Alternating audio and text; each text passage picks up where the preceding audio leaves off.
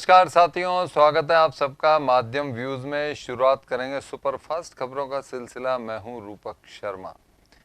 खबर का शुभारंभ करते हैं शहर के लिए बनी हुई बड़ी समस्या से। नंगली सर्किल से लेकर मन्नी का बड़ जीरो टॉलरेंस रोड करने के बाद देखा गया है कि कार और बाइक व्हाइट लाइन के बाहर खड़े नजर आते हैं। ऐसे में ट्रैफिक कर्मी तुरंत प्रभाव से चालान बना देते हैं, जिससे लोगों को खासी परेशानी का सामना करना पड़ रहा है। दुकानदार ने बताया कि दुकान पर ग्राहक कार और बाइक लेकर आते हैं, पर शहर में पार्किंग व्यवस्था नहीं होने के कारण व्हाइट लाइन के बाहर वाहन खड़े कर देते हैं। ऐसे में वाहन का चालान कट जाता है। आखिर वाहन खड़ा करें तो कहां खड़ा करें, ये अभी समझ से परे है।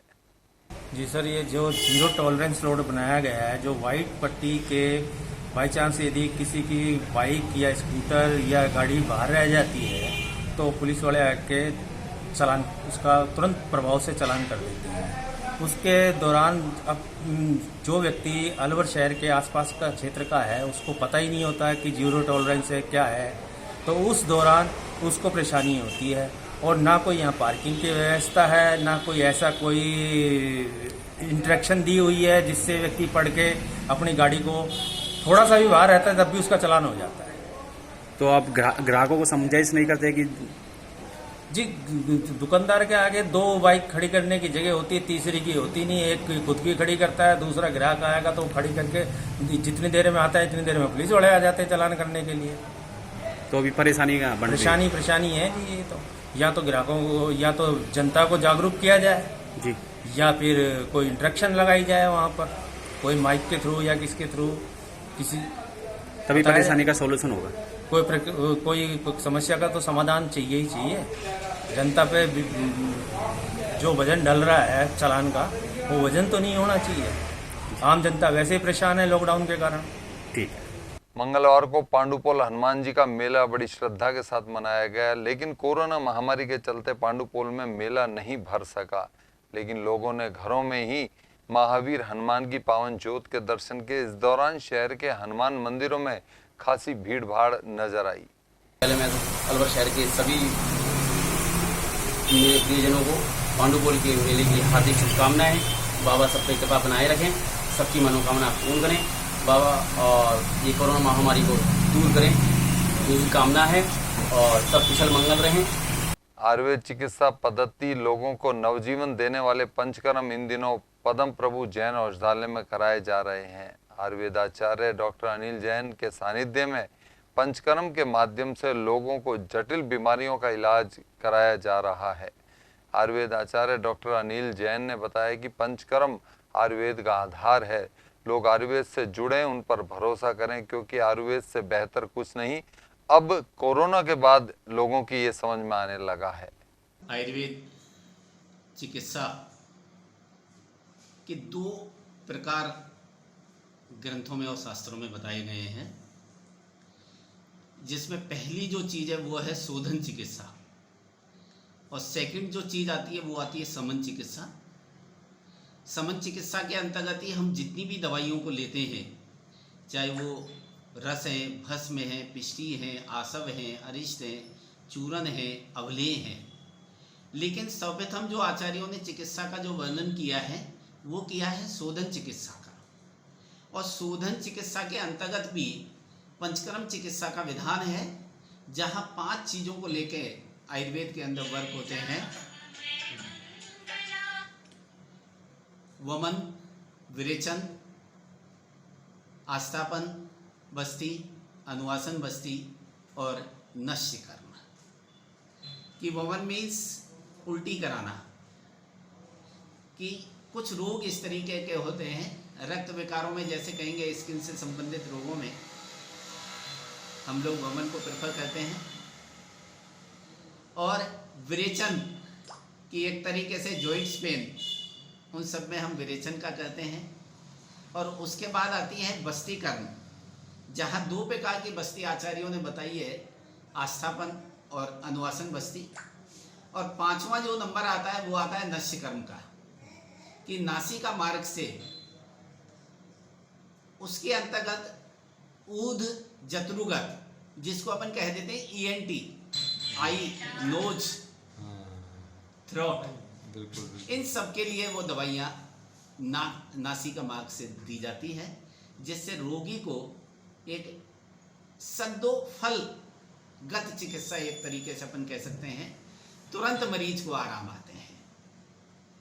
तो मेरा सभी से यही कहना है कि आयुर्वेद के सद्व्रत और आयुर्वेद चिकित्सा और आयुर्वेद की औषधियों का भरपूर अपन लोग प्रयोग करें और स्वस्थ जीवन की ओर बढ़े। अब वक्त तो चला एक छोटे से ब्रेक का।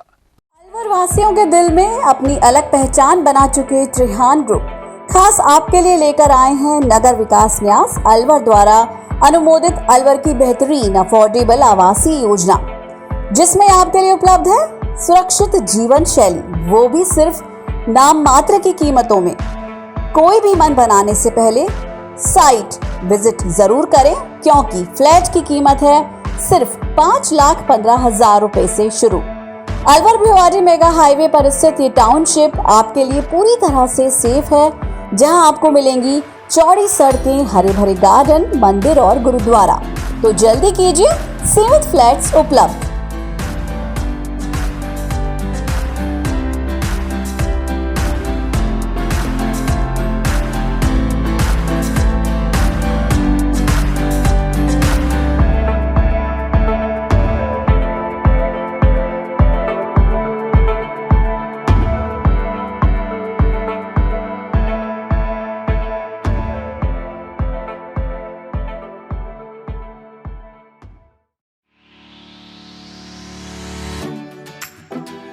लॉकडाउन का असर लगभग हर बिजनेस पर हुआ है, कहीं पॉजिटिव तो कहीं नेगेटिव।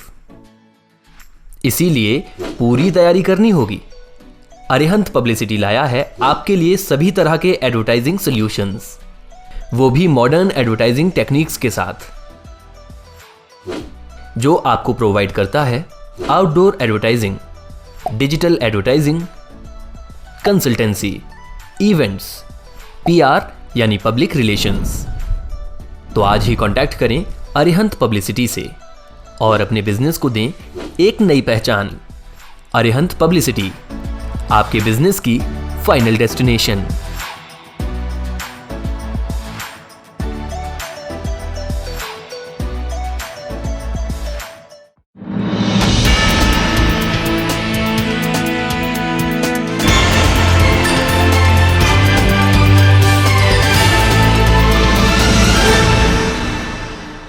ब्रेक के बाद स्वागत है आप सबका। एक बार फिर से रुक करते हैं खबरों की ओर। राजस्थान रोडवेज के श्रमिक संगठनों की संयुक्त मोर्चा की बैठक मंगलवार को केंद्रीय बस स्टैंड पर आयोजित की गई, जहां काफी संख्या में संयुक्त मोर्चा के सदस्य और पदाधिकारियों ने भाग लिया।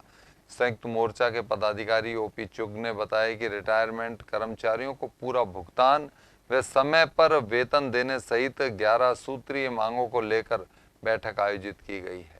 जी ऐसा है, राजस्थान रोडवेज के कर्मचारियों ने मोर्चा बना हुआ है। इस संयुक्त मोर्चे द्वारा 11 सूत्री मांग पत्र सरकार को दिया, मैंने दिया।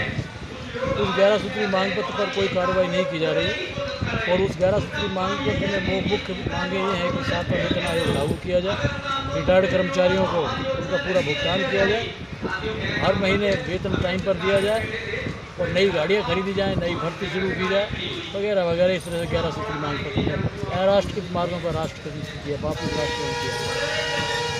उस 11 सूत्री मांग पत्र के लिए पूर्व में भी जैसा कि आपको मालूम है कि धरने प्रदर्शन वगैरह किए जा चुके हैं। हम चाहते थे शांतिपूर्वक इसका कोई रास्ता निकला, लेकिन सरकार के आश्वासनों के अलावा हमें कुछ नहीं मिला। इसलिए मजबूर होकर इस पूरे सितंबर महीने में प्रांत की जितनी भी लीडरशिप है वो अलग अलग डिपोज में जाकर लोगों के सामने स्थिति को अवगत करा रही है। तो तैयारी कर रहे हैं इस बात को तो अगर ये सरकार नहीं मानती है तो 5 अक्टूबर को महा रैली होगी जयपुर के अंदर रोडवेज कर्मचारियों की और सेवानिवृत्त कर्मचारियों की। तो फिर भी अगर इन्होंने नहीं माना तो 27 अक्टूबर को चक्का जाम हड़ताल होगी राजस्थान रोडवेज पर। हम पेशीन को ही करना चाहते हैं। भविष्यवाणी हमारी है कैरोज साहब से, अगर आपने ये नहीं मांगे नहीं मानी, स्वीकार नहीं की तो आपका हश्र वही होने वाला है जो वसुंधरा सरकार हुआ। रोडवेज कर्मचारी थे जिन्होंने उस वक्त मुखालफत की थी बीजेपी सरकार की और उस वक्त यही कहा, नारा दिया था हमने कि समस्याओं का समाधान करो, रोडवेज समस्याओं का समाधान करो और भाजपा को हटाओ, और जिसका फायदा आप लोगों को मिला। इसलिए हम ये कहना चाहते हैं कि इससे पहले कि हड़ताल तक हम पहुँचें, आप इस समस्याओं का समाधान कीजिए, क्यों रोड कर्मचारी चाहते हैं। सेवा ही संगठन के तहत युवा मोर्चा की ओर से मंगलवार को भाजपा के प्रदेश अध्यक्ष सतीश पूनिया के सफलतम 2 वर्ष पूरे होने पर युवा मोर्चा के प्रदेश अध्यक्ष हिमांशु शर्मा के दिशा निर्देश अनुसार सेवा संगठन के तहत राजस्थान पुलिस के उप निरीक्षक भर्ती परीक्षा के लिए शहर के अन्य जिलों से आए परीक्षार्थियों की मदद की गई, जिन्हें परीक्षा केंद्रों पर बाइक से छोड़ा गया तो कहीं उन्हें जानकारी देकर लाभान्वित किया गया।